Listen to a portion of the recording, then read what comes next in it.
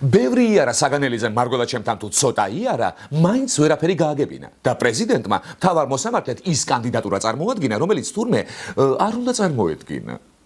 კიდევ ერთი უთანხმოება პრეზიდენტსა და ქართულ ოცნებას შორის შესაძლოა ნინო გვენეტაძემ ვერ მიიღოს პარლამენტის მხარდაჭერა. დავით საგანელიძე განმარტავს დღეს ის პრეზიდენტთან მივიდა შეხვედრაზე, ვიდრე გიორგი მარგველაშვილი დაასახელებდა კანდიდატს და დავით საგანელიძეს განმარტებით არც ერთი თხოვნა, რომელიც იყო დაყენებული უმრავლესობის მხრიდან პრეზიდენტმა არ გაითვალისწინა. მის მიერ შეთავაზებული წინადადება, რომ მის მიერ დასახელებული ყოფილიყო 2-3 კანდიდატურა მაინც რათა უმრავლესობას კოალიციას ქონოდა საშუალება მათ შორის საუკეთესო ამოერჩია კანდიდატურა განხილული იქნებოდა კოალიციაში რის შემდეგაც ალბათ უმჯობესი იქნებოდა მას გაიკეთებინა უკვე ოფიციალური განცხადება და ოფიციალურად წარმოედგინა ეს კანდიდატი.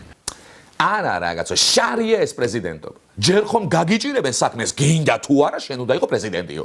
მე ყოველდღე გაგიჭირებენ საქმეს გინდა თუ არა ესა და ეს უნდა იყოს ესა და ესო.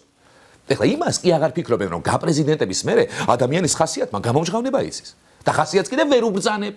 ვერ უბრძანებ. და თუ უბრძანებ კიდევ ხა წესიერად მაინც უბრძანე რაღაც.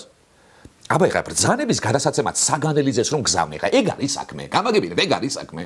ხო ხედავ ხაცო ამდენი ხანია იარა პრეზიდენტთან და ვერაფრით გააგებინა ვინ უნდა მოსწონებოდა მთავარი მოსამართლის პოსტზე. ერთადერთი ეხლა ის ძლივს შეასმინა, ნუ იქნება ზაქარია, სხვა ვინც გინდა იყოსო.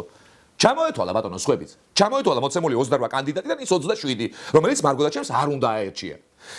თუმცა ვინც ის ეხლა იქნება ჩამოუთვალა კიდეც, მაგრამ ერთი გვენეტაძე გამორჩა. ახლა იმედია გვენეტაძეს მაინც არ ეწყინა რომ გამორჩი. მოკლედ, მე მგონი ხა შექმნილ სიტუაციაში არავინ არ არის დამნაშავე. ხოლო როცა არავინაა დამნაშავე და ყველაფერი მაინც ცუდად მთავრდება, აი ეგ არის ნამდვილი ტრაგედია. შესაბამისად ეხლა როცა ყველაფერი მაინც კარგად მთავრდება კომედია. ხო და იმედად ეხლა ის ღარ რჩება რომ ეს ყველაფერი ჯერჯერობით კომედიას უფრო გავს. ხო